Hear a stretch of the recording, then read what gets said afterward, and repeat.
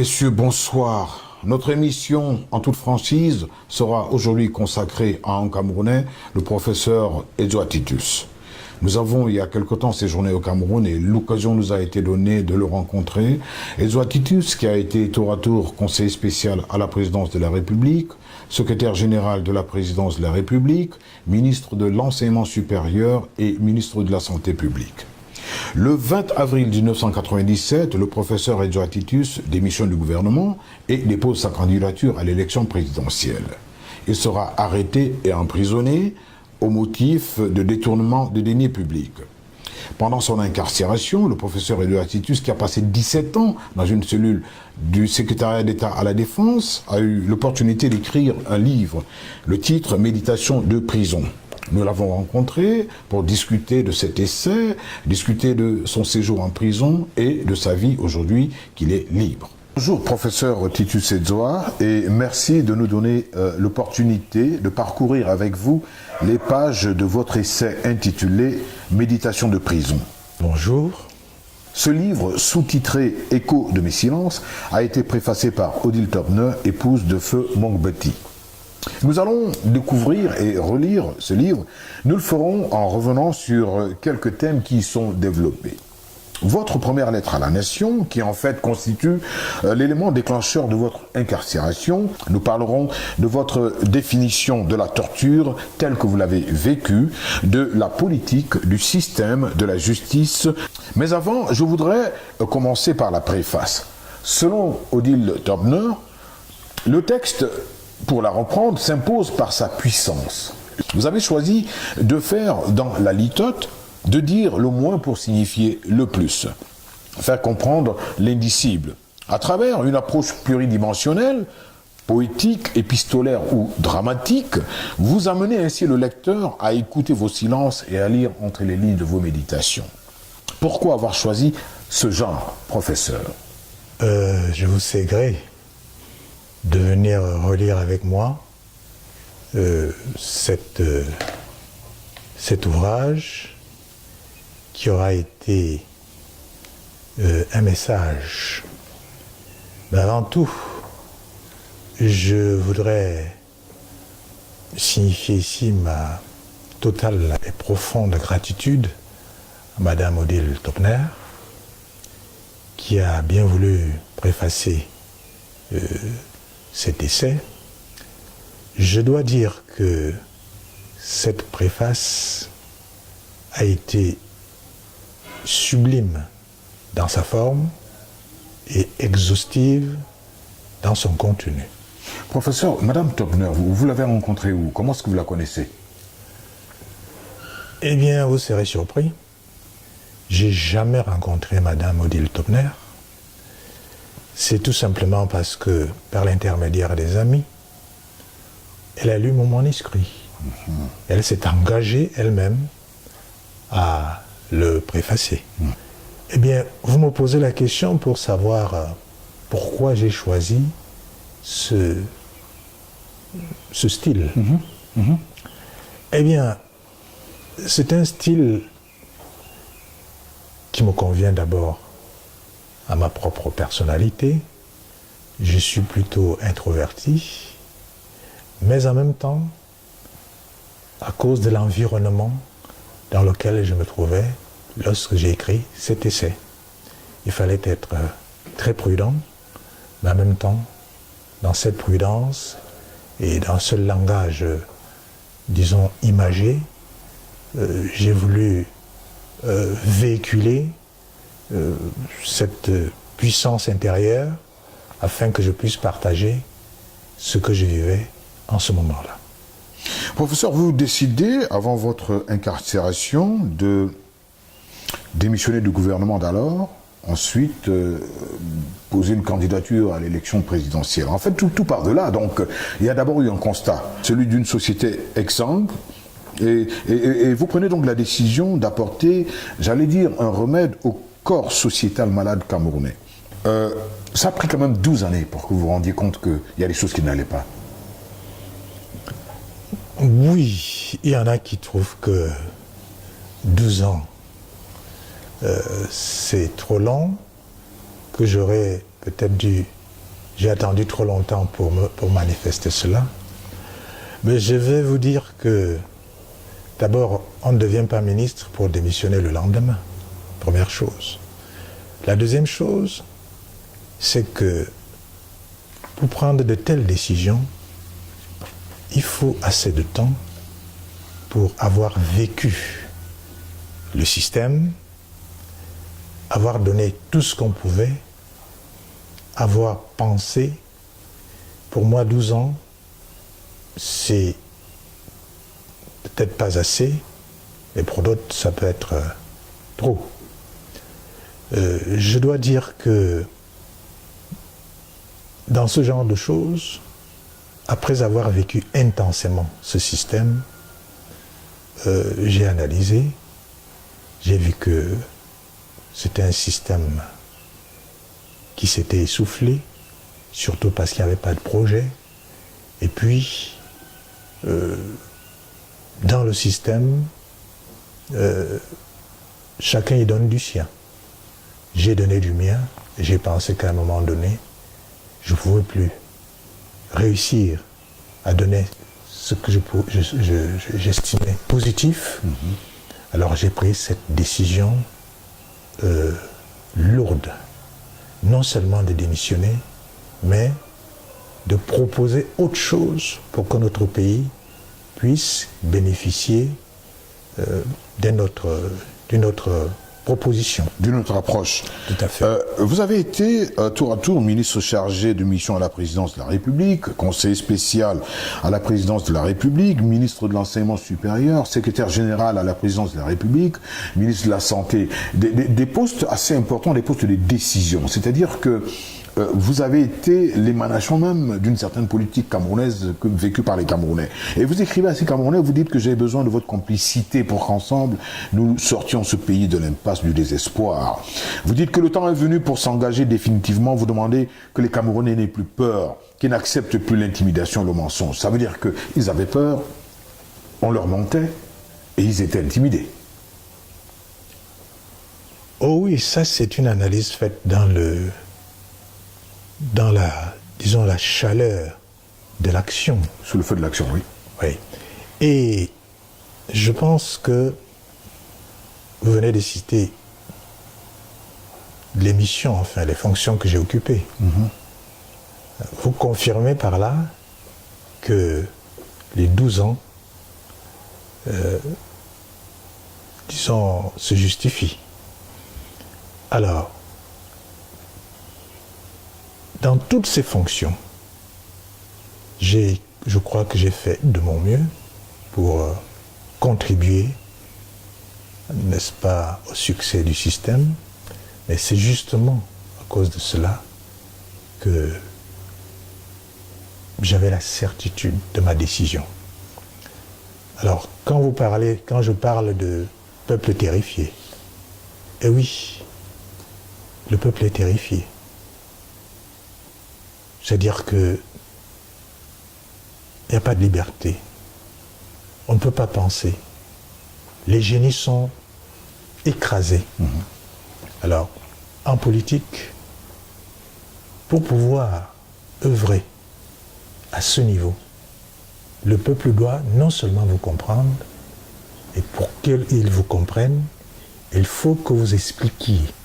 Alors ça demande beaucoup de courage. C'est pour cela que j'ai dit au peuple camerounais, eh bien, pour changer les choses, il faut que vous me suiviez. Je vous montre une direction par un projet de société, et c'est par ce projet de société que nous allons réussir à changer les choses. Qu'est-ce que vous pensez de la solidarité gouvernementale, de ce que les Anglais disent team spirit, l'esprit d'équipe? Vous êtes d'accord que ça devrait exister dans un gouvernement? Non seulement ça devrait exister, je pense que c'est absolument la base. C'est une infrastructure pour qu'un groupe qui travaille pour un projet, pour une mission, réussisse. Donc, la solidarité est essentielle. Mais ceci dit, dans la solidarité, pour qu'il y ait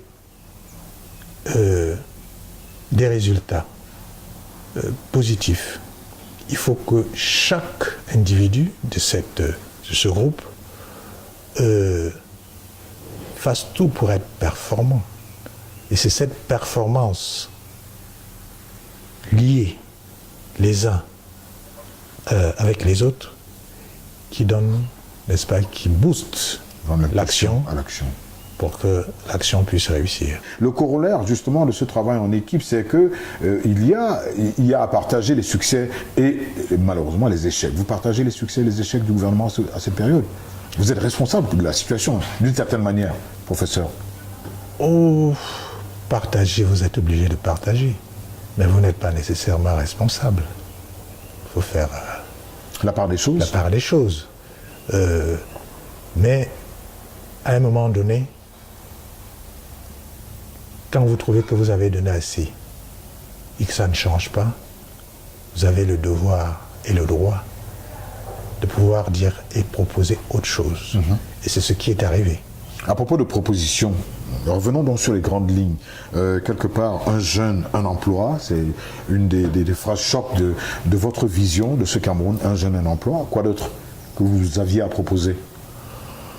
Oui, vous savez, en politique, on utilise des formules, mais ce sont des formules qui naissent d'une pensée. Disons qu'un jeune, un emploi, c'est la fin d'une pensée. Mais cette pensée est précédée par quelque chose de très fort. C'est ça. Pour moi, la politique n'est pas un instrument de jouissance. Pour moi, c'est un noble instrument qui doit être guidé par un projet de société. Et dans ce projet de société, il faut un rêve, une utopie. Et cette utopie, pour moi, c'est l'être humain, c'est l'homme. L'homme dans tous ses aspects, et en l'occurrence sur le plan matériel, psychique, spirituel. Il faut créer, n'est-ce pas, des opportunités qu'on donne à chaque citoyen pour qu'il puisse les utiliser afin d'aboutir à un minimum de bien-être sociétal. Pour réussir à cela, il y a des instruments. Il y a l'instrument politique, dont on vient de parler, mais il y a des instruments qui sont aussi importants, instruments économiques, culturels et sociaux.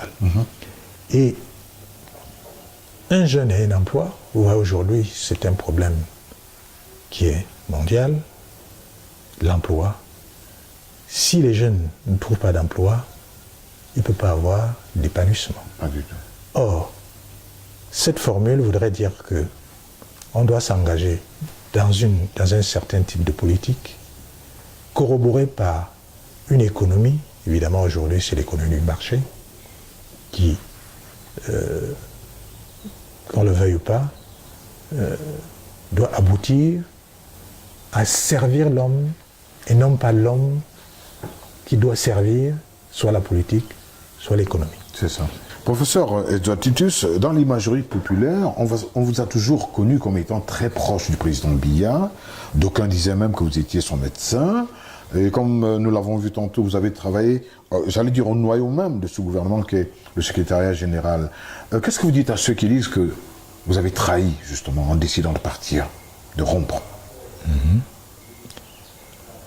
Bien. On revient toujours sur les mêmes choses. Mais je ne me fatiguerai jamais de les expliquer simplement. D'abord, pour ce qui concerne l'amitié, je l'ai déjà dit et je le réitère ici, le président de la République ne peut pas avoir d'amis. Parce que c'est une fonction qui est au-delà du sentiment. Et la politique ne souffre pas de sentiments. Est-ce que Paul Biya peut avoir des amis? En tant que Paul Biya, oui. Peut-être. Ça ne concerne que lui. Edouard Titus n'était pas l'ami de Paul Biya? Non. Je réitère que j'ai été un collaborateur, mais alors un proche collaborateur, honnête, disponible pour que la mission réussisse.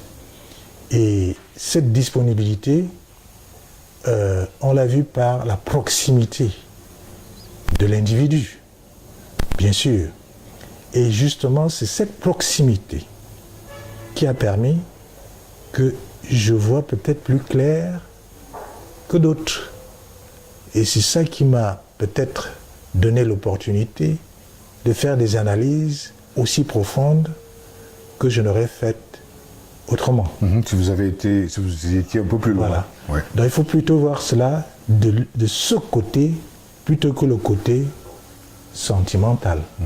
Ça a été un côté de raison et d'un homme actif. Donc le pragmatisme ici était en avant de toute action. Est-ce que vous est arrivé, professeur, comme ça, de faire des suggestions, justement, en tant que personnalité très proche du président de la République, et de lui dire, je pense que le cap ici, nous sommes en train de prendre le mauvais cap. Est-ce que l'occasion vous a jamais été donnée de le lui dire? Mais si vous ne le lui dites pas, vous ne servez à rien. Il faut le lui dire, mais seulement avec la manière. Dans le respect, dans la finesse. Il a tout ce qu'il faut pour évaluer. Et puis, lorsque vous donnez un avis à ce niveau-là, soyez froid. N'attendez pas qu'il écoute votre avis. Vous n'êtes pas là pour le guider. Vous êtes là tout simplement pour l'aider à prendre une décision. Manifestement, votre aide n'a pas porté des fruits prometteurs, et vous vous retrouvez donc, après votre déclaration candidat à la présidence, sous les verrous. Et comment vous l'avez vécu votre première nuit? Oh oui, ce sont des souvenirs qui sont des souvenirs obscurs. Parce que du jour au lendemain, sans raison apparente, sinon de l'exercice de votre liberté, vous vous retrouvez dans des situations plus qu'embarrassantes. Alors, cette nuit est une nuit qui est très symbolique. Dans mes recherches personnelles, je me suis retrouvé pas à m'identifier, mais quelque chose qui m'a suscité des souvenirs de mes lectures. Je voudrais parler des anciens philosophes, comme Pythagore. Pythagore, il a passé un bon moment dans ce qu'il appelle la grotte souterraine de Métaponte. Vous avez la caverne de Platon. Si vous allez même plus loin, vous aurez Odyssée d'Homère, qui, dans ses 12 épreuves, a eu à passer par une caverne. Donc, être dans une cellule, quelque part, vous rappelle à ces souvenirs philosophiques, métaphysiques. Et ce noir est un moment où vous vous arrêtez. Vous arrêtez votre vie. Vous ne pensez plus au passé, vous ne voyez pas l'avenir, et le présent est dans le noir. Vous êtes obligé de vous arrêter pour penser, pour méditer. Et du coup, vous êtes dans une méditation transcendantale. Exactement. Donc, mon cachot, sur le plan purement matériel, c'était quelque chose de terrible. Mais en même temps, ce côté matériel, physique, a été compensé par quelque chose de sublime, dans la mesure où vous êtes seul à seul avec vous-même. Et dans la vie, ça arrive rarement. Et pendant autant de temps. C'est pour cela que j'ai appris à relativiser les choses. Et quand on parle de relativiser les choses, on suppose un absolu. Et dans toute chose, dans la vie quotidienne, je peux vous dire que tout est relatif. Professeur, je vais prendre quelques strophes ici. Ma première nuit vide et écumante de noir, hantée par autant d'hydres que de dragons, d'ogres avides de sang, avides de mort. Ma première nuit en cellule, aussi vide que pleine de noir.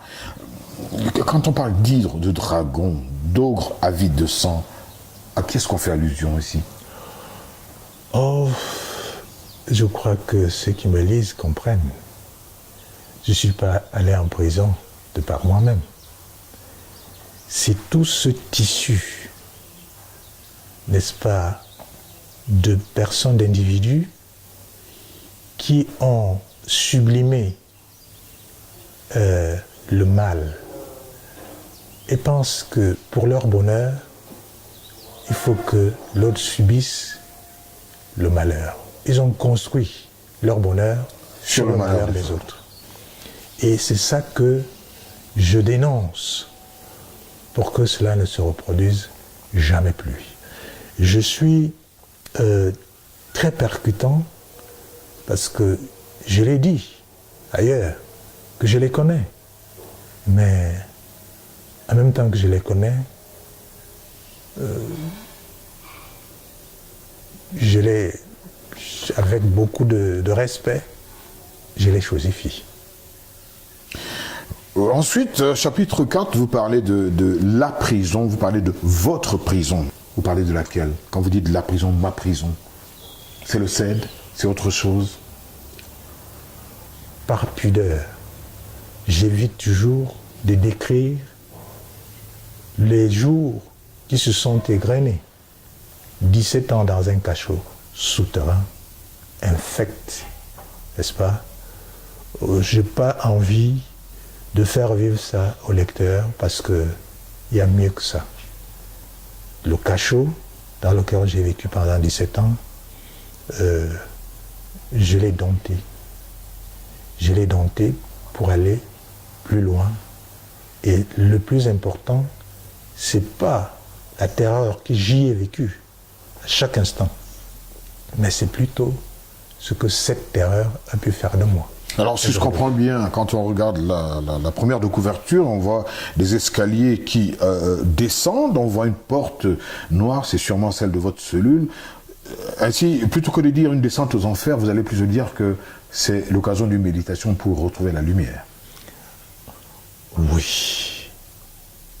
Je crois que vous saisissez très bien, dans la mesure où, voyez-vous, pour un événement, vous pouvez être positif et être optimiste, et pour le même événement, être pessimiste ou négatif. Eh bien, cette couverture, elle est parlante. Justement, donc, je rentre dans ce noir. Et à partir de ce noir, j'ai la certitude, dès le départ, que j'en sortirai un jour. Donc il faut de la foi. Et quand j'en sors, c'est pour monter les escaliers et voir la lumière. Et là, le symbole de la caverne de Platon se réalise. Dans la caverne, je ne vois que des ombres. Que des ombres, ouais. Et ces ombres ne sont que des images de la réalité qui est à l'extérieur sur le soleil. Et quand vous sortez de cette caverne, eh bien, il ne faut pas m'envier. Disons que dans la solitude, vous êtes dans le silence.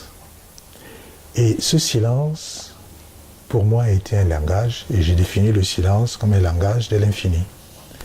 Mais, dans ces méditations, qu'il faut d'ailleurs structurer, j'ai eu des compagnons insolites, qui ont brisé, n'est-ce pas, ma solitude. Comme ce fameux coq. Oui, avant le coq même, je parle justement des souris. La souris, ça c'est un animal très très intelligent, qui si vous avez l'occasion de l'observer, comme j'en ai eu, c'est quelque chose d'extraordinaire. Donc j'en ai eu de petits, de gros et tout ça. Il y a eu des combats que j'ai écrits dans l'ouvrage. Quelquefois j'ai gagné, quelquefois ils ont gagné, et quelquefois il y a eu match nul. Le moustique, c'est un animal aussi extraordinaire. Il vous attaque même dans l'obscurité parce qu'il a un radar et tout ça. Eh bien, j'ai voulu un peu, dans ce style,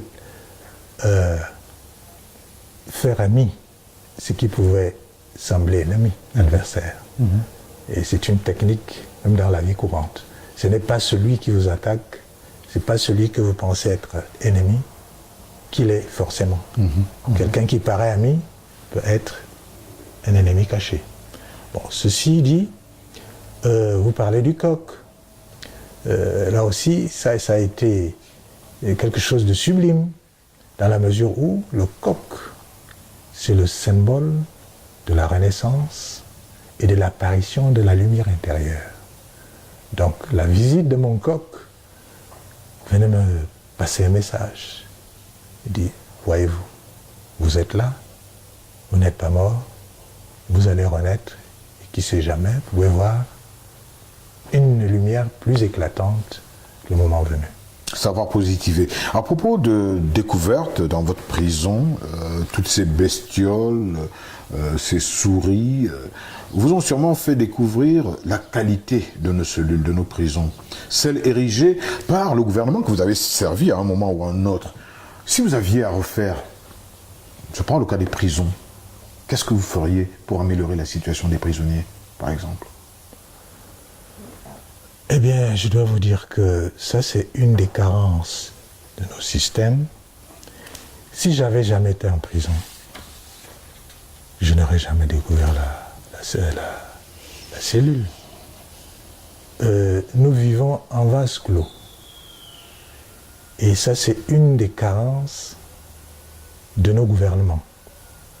C'est-à-dire, un ministre d'un département ne sait absolument pas ce qui se passe dans un autre.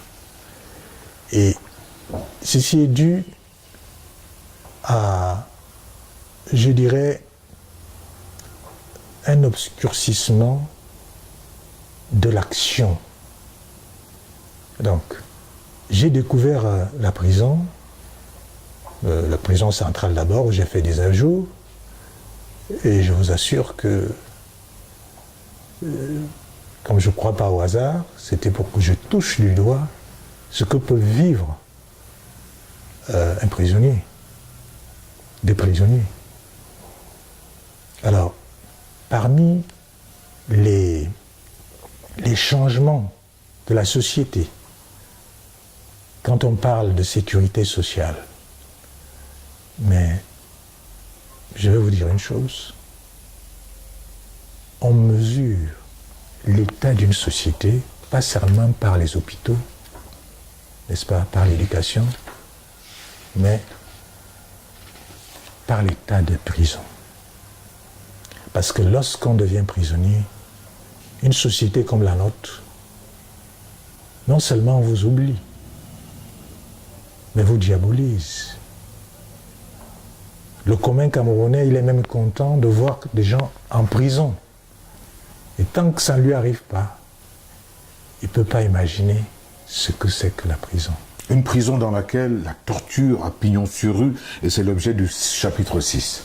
Alors, moi j'ai vécu une prison spéciale. Et c'est cette prison spéciale, quand j'y pense, ça me donne toujours froid au dos. Comment un être humain peut non seulement souhaiter d'amener à la mort un autre, mais de se réjouir de ce processus. C'est ce cynisme qui est diabolique. C'est des choses qu'il faut écarter, éliminer de notre société. Mais est-ce que le cynisme ne fait donc pas partie du pouvoir? Est-ce que c'est pas machiavélique? Ça fait pas partie du pouvoir, professeur? Oh, vous parlez de Machiavel. Si on devait discourir sur Machiavel, je vous assure qu'il faudrait une autre émission. Mais permettez-moi de vous dire que la lecture de Machiavel à propos du cynisme, elle est, disons, anachronique. Ceux qui lisent Machiavel, ils ne lisent pas Machiavel dans son contexte. Et puis, comme je l'ai dit, Machiavel, quand on dit Machiavel, on se réfère n'est-ce pas, au petit volume des Principatibus, qui veut dire le prince. Le prince, oui. Machiavel a écrit ce petit livret en une semaine. En une semaine, pendant sa disgrâce, lors du retour des Médicis. Mais alors, il a écrit ce petit volume dans le sens où on rechercherait un prince qui pourrait diriger une cité qui est sujet à l'anarchie. C'est pour cela que, d'une façon très très précise par rapport à l'environnement, il y avait le désordre, parce que... Il fallait donc une poigne de fer pour remettre de l'ordre dans la maison. Oh oui, pour remettre de l'ordre où il y a l'anarchie. Mais ce n'est pas ce qui se passe dans le pays. Nos pays ne sont pas dans l'anarchie. Ils ont un chef. Et ce chef-là, il doit faire autre chose que de combattre l'anarchie qui n'existe pas. C'est pour cela que, quand on parle de Machiavel dans nos sociétés, c'est un non-sens. Et j'ajouterais pour la culture de ceux qui nous écoutent, le livre Machiavel n'est pas le plus important qu'est écrit Machiavel. Le livre le plus important d'ailleurs, ça a été celui qui parle de Tite-Live, n'est-ce pas, qui décrit et puis commente la première décade de Tite-Live. Et dans ce livre, Machiavel est un précurseur de la République. Voyez-vous. Donc ça prend tout un autre sens. Absolument. Donc j'inviterai le lecteur à aller revoir son Machiavel et sur le plan politique, il trouverait des choses beaucoup plus puissantes que le cynisme présumé, n'est-ce pas, du prince. Du prince. Pendant vos 17 ans, il y a eu cette prison, il y a eu cette torture, mais le système judiciaire vous a pratiquement, j'allais dire, écrasé. Est-ce que ce serait trop dire que de dire que le système vous a écrasé? Le système judiciaire au Cameroun a essayé de m'écraser. Ah, d'accord. Mais je ne pense pas qu'il ait réussi à le faire. C'est un bon système judiciaire? Là aussi, vous savez, le système judiciaire autrefois était une autorité, mais il est devenu un pouvoir. On aurait cru que ce pouvoir aurait pu être une contrepartie des autres pouvoirs, à savoir le pouvoir exécutif et le pouvoir législatif. Mais j'ai été très déçu. J'ai été même, dans le livre, très dur, pour rappeler que la justice est quelque chose de fondamental dans une société. Notre justice a peut-être besoin de réformes, mais pas dans l'écriture des lois. Ce qui, dans notre justice, cloche, c'est l'engagement du magistrat. Le magistrat doit réapprendre à dire le droit, et pour qu'il puisse avoir son indépendance, il faut qu'il s'attelle à être compétent et surtout avoir le courage de prendre ses décisions. Car pour qu'un pays puisse s'épanouir, il faut qu'il y ait une justice qui respecte le droit. Vous avez adressé une deuxième lettre, une dernière d'ailleurs, à la nation camerounaise. Une lettre qui peut être considérée comme un réquisitoire contre le système judiciaire camerounais. Un système dont vous avez parlé, perfectible. On n'aura jamais fini de parler de la justice. Je réitère que ce n'est pas seulement perfectible. Le problème de la justice au Cameroun, je le redis, ce n'est pas la compilation des lois qui est importante.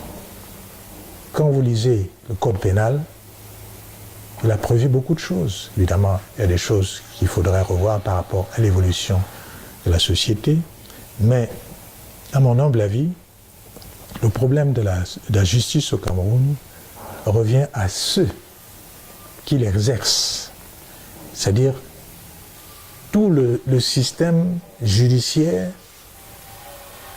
c'est-à-dire les magistrats, les avocats, les huissiers, tout ceci doit être vu pour que ce soit l'individu qui domine, n'est-ce pas, le droit et qui l'exerce, mais pas le contraire, c'est-à-dire il ne faut pas que des forces extérieures viennent intervenir pour imposer, je dirais, l'informel.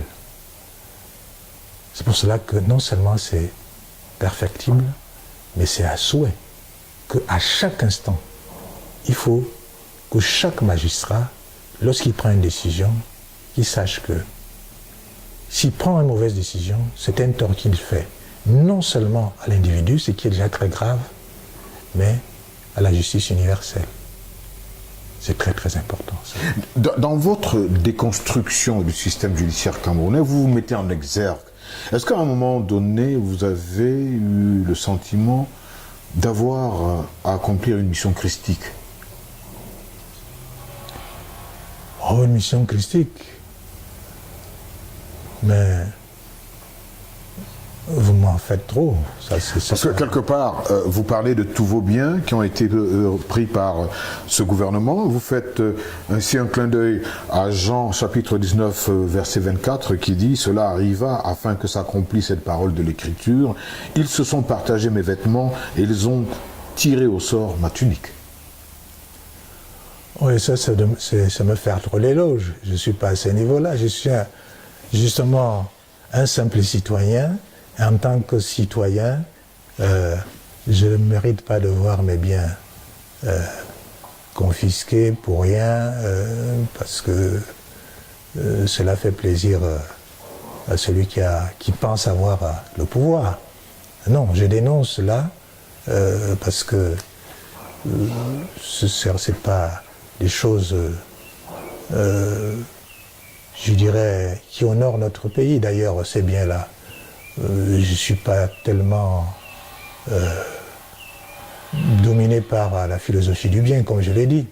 Mais quand c'est le bien, quand il est mien, la propriété privée, elle reste mienne. À lire votre livre et à vous entendre, on a l'impression que lorsqu'on regarde le gouvernement dans lequel vous avez servi, c'est un peu le maraboutisme, il n'y a rien de très clair entre les gens. Et là, vous faites même un clin d'œil, j'allais dire à l'occultisme ici dans votre livre, au mysticisme. Oui, disons que c'est des usages de société, et pas que j'ai l'impression, je l'ai vécu. Dans notre société, on confond le maraboutisme, le charlatanisme avec le mysticisme authentique. Et à un moment donné, j'ai été diabolisé. Parce que pense-t-on, quand on est en politique, les adversaires peuvent tirer sur vous, sur n'importe quoi.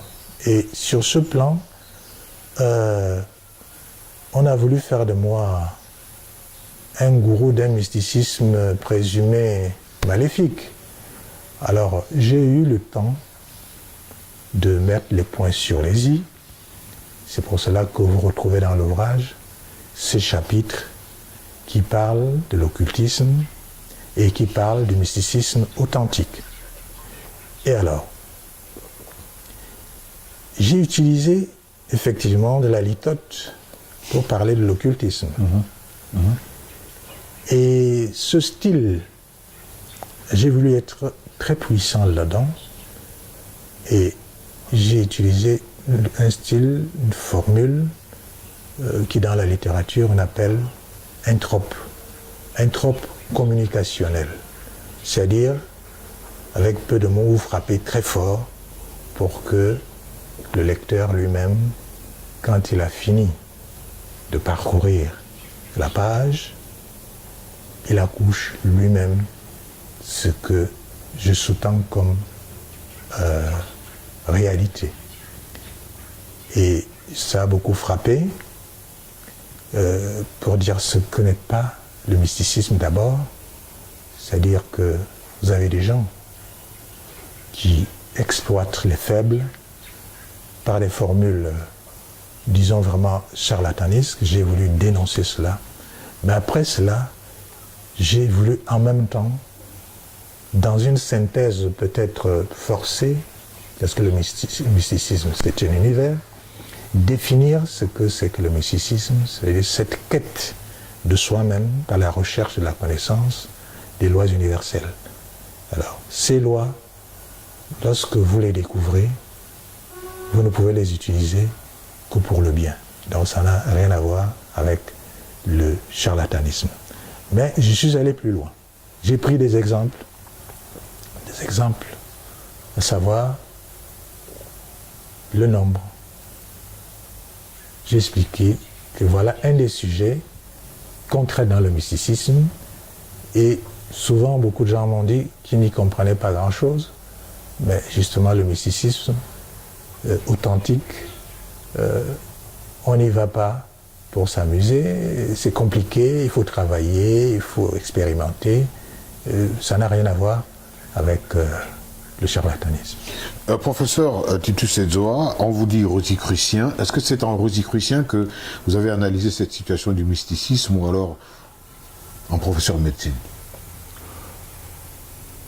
Même plus, non seulement un rosicrucien, un professeur de médecine, mais disons tout ceci, ce n'est que des instruments pour la construction de l'infrastructure de l'homme. Donc l'homme n'est pas un seul aspect. L'homme, il est comme l'univers. C'est pour cela qu'on dit que c'est la meilleure démonstration du microcosme, c'est-à-dire le petit univers qui est le même que le grand univers. On dit en latin, it quod inferius, it quod superius, c'est-à-dire ce qui est en haut est comme ce qui est en bas. Donc ce qui semble petit est comme ce qui semble en haut. Et là, si on veut un peu philosopher, vous allez voir que les mêmes lois s'appliquent partout, c'est-à-dire la loi du tout et ses parties, c'est-à-dire il y a une harmonie entre le tout et les parties, et une harmonie entre les parties entre elles. Voyez-vous? Et quand on introduit cela, vous voyez que je vous amène dans le domaine où le nombre d'or devient quelque chose de très particulier. Absolument. Est-ce que, professeur, vous croyez en Dieu?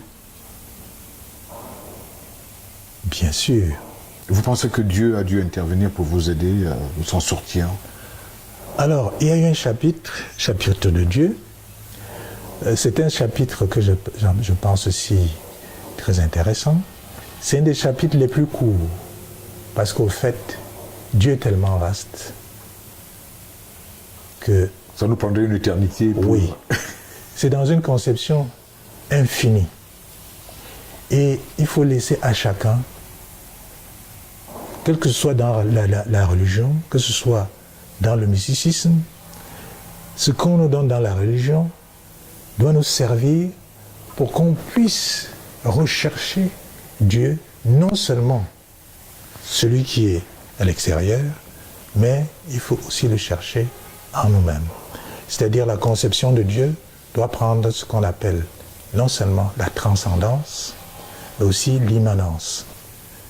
Et l'homme n'a jamais fini de rechercher Dieu.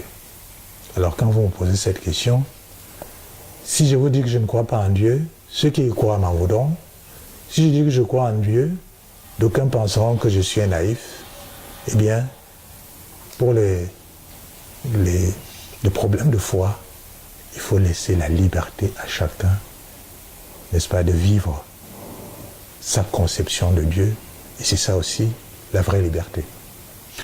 Oui, mais cela dit, il y a une certaine intertextualité qui se dégage, puisque quelque part, vous parlez de renaître de vos cendres, un peu comme ce phénix. Bien sûr, mais ça c'est... Alors ça c'est une conception qui n'est pas seulement mienne. Nous tous, nous sommes des phénix. La seule différence, c'est qu'il y en a qui en ont conscience et d'autres pas. Alors, quand vous avez conscience d'être un phénix, vous vous comportez d'une certaine façon et vous vous mettez dans le royaume de l'éternité. Parce que je pense que l'homme, de par son âme, il est éternel. C'est le physique qui a une apparence qui ne l'est pas, encore que. Il est dans sa structure, mais pas dans sa forme. Donc, j'ai voulu partager ce genre de réflexion. Au fait, je donne la clé pour que le lecteur puisse aller chercher et se faire une idée. Car le phénix, c'est une légende pluriséculaire. Et si ceux qui nous ont précédés ont bénéficié de ce genre de pensée, pourquoi pas nous aujourd'hui? Et en l'occurrence, au Cameroun, où le matériel rend fou, il y a la frénésie. Et ceux qui en veulent tout avoir, et par des moyens qui ne sont pas des moyens orthodoxes, et vous voyez dans ce déséquilibre de la société qui fait que le bonheur d'une petite minorité, n'est-ce pas, est bâti sur le malheur de la majorité. Professeur, à un certain moment, vous avez envoyé une lettre au président de la République. Le titre « 14 ans de torture, ça suffit ». Lettre à M. Paul Biya, mais en dessous vous dites « J'ai été honteusement réifié en un vulgaire otage de votre vitrine politique. Ma liberté m'a été confisquée sans raison. Que votre raison veuille bien me la restituer, Monsieur le Président. » Vous pensez qu'il avait une raison et qu'il a été, j'allais dire, en amont ou en aval de votre situation, le président Biya? Oh, je pense que cette question, je souhaiterais que vous ayez le courage de la lui poser à lui.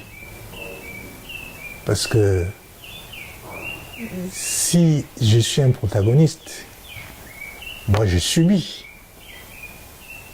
Il y a des explications que je ne peux pas donner, n'étant pas le créateur de la situation. Certes, en démissionnant, en me présentant comme candidat, j'ai déclenché une énergie. Mais il ne m'appartient pas de maîtriser l'énergie qui en revient. Sinon que, en le faisant, je ne peux pas présumer savoir s'il avait raison ou pas. Votre courrier, est-ce qu'il est resté lettre morte ou alors vous avez eu un retour d'ascenseur de la part du président? Une réaction quelconque? Une réaction écrite ou... Oui, écrite, orale. Non. J'ai jamais eu de réaction en tant que telle, mais ça n'avait aucune importance. Je lui ai écrit une lettre en lui disant exactement ce que je pense, mais dans un contexte absolument respectueux. Et je pense qu'il l'a lu. Quelques-uns m'ont demandé, est-ce qu'il vous a entendu?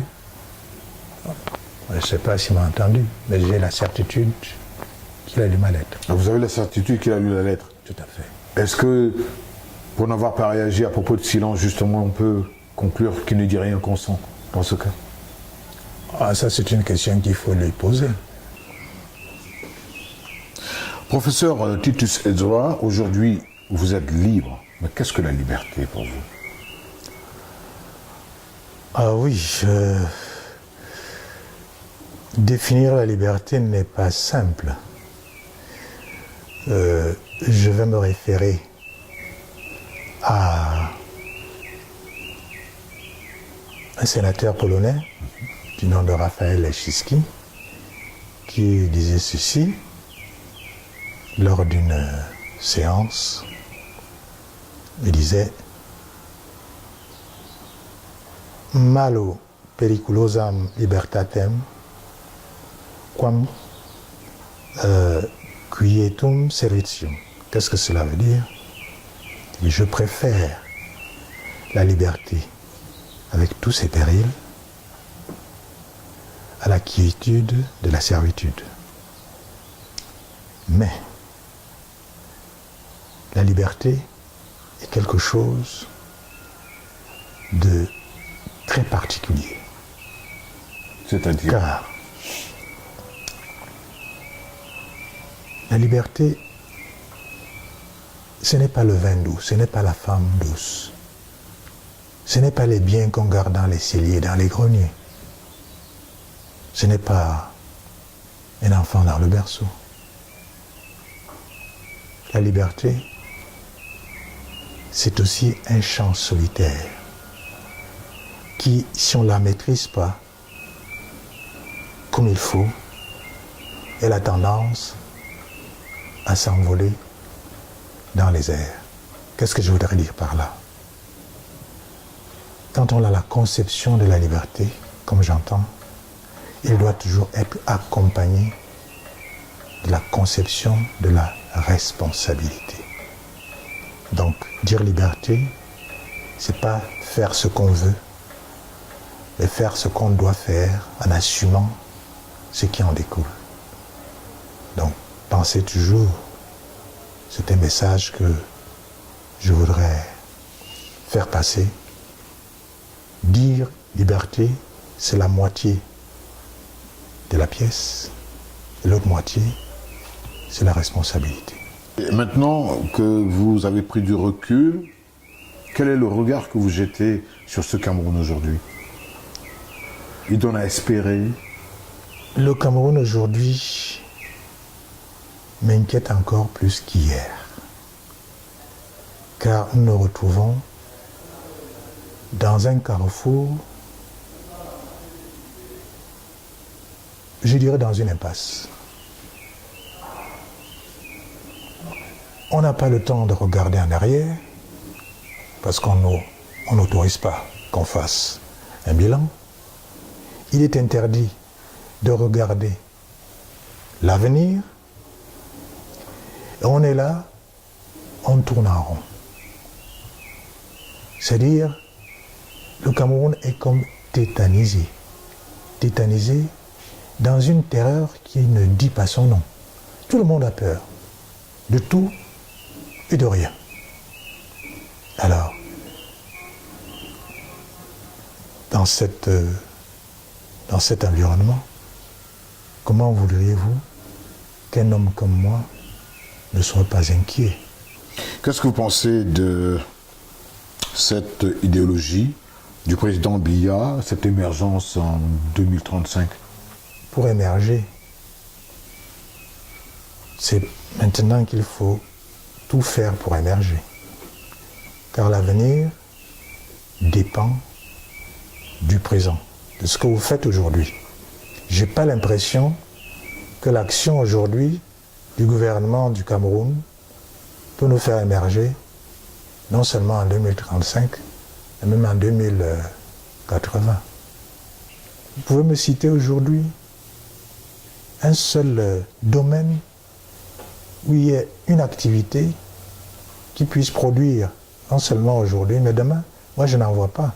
Évidemment, je ne veux pas entrer dans ce genre de polémique parce que je suis un peu en retrait et je ne voudrais pas décourager ceux qui sont supposés être dans l'action. Mais il y a un paradoxe, professeur. Si vous ne maîtrisez ni les tenants ni les aboutissants de ce fameux projet, j'imagine qu'il existe, sur l'émergence en 2035, comment est-ce que vous pouvez le déconstruire? Il faut d'abord le maîtriser pour le déconstruire. Oui, c'est pour cela que je dis, je ne peux pas entrer dans les détails, mais c'est dans la conception même. Vous parlez de l'émergence en 2035, alors qu'on vit dans la misère perpétuelle. Mais c'est un peu une aberration, voyez-vous. C'est une aberration. C'est-à-dire, c'est le quotidien d'abord qu'il faut gérer. L'État est là pour gérer d'abord le quotidien. Et si ce quotidien n'est pas géré, mais là on joue à quoi? On est des prestidigitateurs de l'avenir. Non. Moi, un homme politique, c'est le quotidien d'abord qui me préoccupe. Et alors, quand ce quotidien est quelque peu apaisé, nous pouvons fantasmer sur l'avenir. Absolument. À propos de politique, quels sont vos rapports avec le Rassemblement démocratique du peuple camerounais? Toujours militant? Oh oui, mes rapports sont ceux qu'ils ont toujours été. Moi, je n'ai jamais démissionné du RDPC, de mon parti. Donc, je suis là comme un simple militant. Mais si vous êtes dans le RDPC, ça veut dire que vous êtes d'accord avec la politique du RDPC? Ah non. Il faut être clair. C'est ça, justement.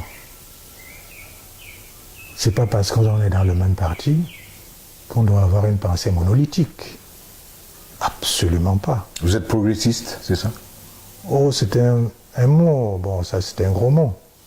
Je pense que le parti politique, quel qu'il soit, c'est pour la conquête du pouvoir, d'abord.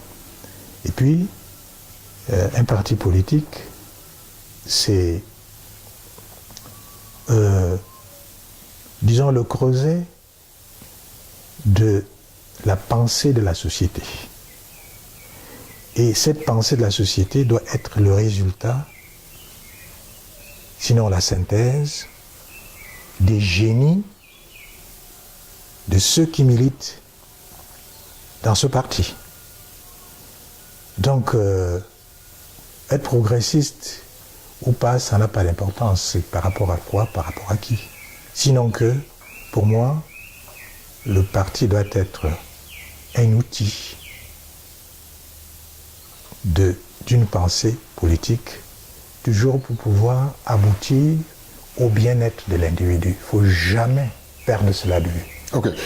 Professeur, vous êtes donc membre du RDPC et dans le RDPC, il n'est pas question que quelqu'un s'investisse comme candidat à la présidence. C'est le parti qui va investir son candidat et le candidat naturel, c'est Paul Biya. Ça veut donc dire que vous ne pouvez pas prétendre, une fois encore, à une candidature à la présidentielle. Alors, votre ambition politique, c'est quoi demain? Alors, vous parlez là comme s'il ne pouvait pas avoir d'évolution. Dites-vous que tout est en mouvement. Alors, si vous croyez au mouvement, des choses peuvent se passer. Oui. Quelle a été la place du karaté dans votre vie pendant ces 17 années d'enfermement, d'incarcération?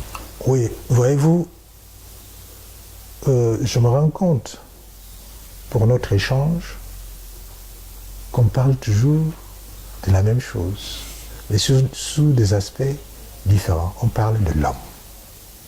Mais l'homme est pluriel. C'est une polyvalence, mais seulement il faut savoir utiliser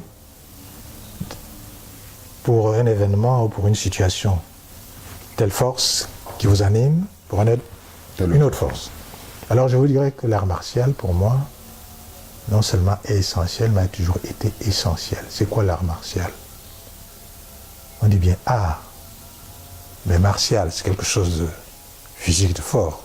Ouais, déjà, il y a le côté physique, mais il y a le côté qu'on ne voit pas. C'est cette harmonie qui fait que ce que vous avez intérieurement, c'est-à-dire votre esprit, il faut le soigner par la discipline, par la méditation. Alors, il faut maîtriser ce qui est en vous et qui doit s'exprimer par votre physique. Et cette harmonie crée donc quelque chose de sublime qui vous amène vers la perfection. Donc la perfectibilité le relatif qui suit l'absolu Et ceci n'est jamais fini. C'est pour cela que l'art martial est quelque chose d'extraordinaire. Arigato. On va finir avec deux endroits. Vous avez parlé de Newbel, ce quartier qui vous a connu, dans lequel vous avez grandi, vous avez tapé dans les chiffons avec les enfants du quartier. Depuis que vous êtes au gouvernement, est-ce que vous êtes jamais allé à Newbel? Je suis allé incognito à Newbel. Parce que vous ne pouvez pas aller à Newbel sur le plan politique pour amasser le peuple, quoi. Non. Je pourrais peut-être le faire maintenant, mais tant que j'étais dedans, ce n'était pas élégant.